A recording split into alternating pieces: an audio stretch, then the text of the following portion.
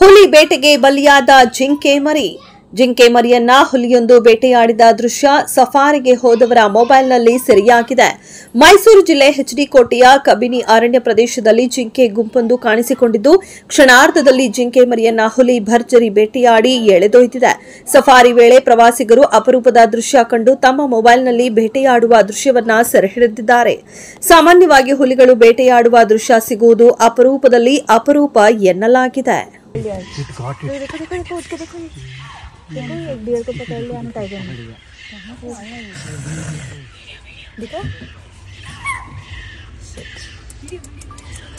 देखो डियर को हंट कर लिया, उसको पकड़ लिया और उसको खा जाएगा।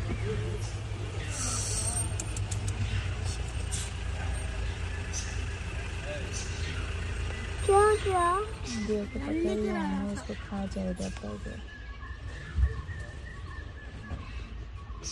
टाइगर ना छोटे एनिमल्स को खाता है। देखो डियर को पकड़ के लेके कहाँ से छुप के आया ये टाइगर का बच्चा।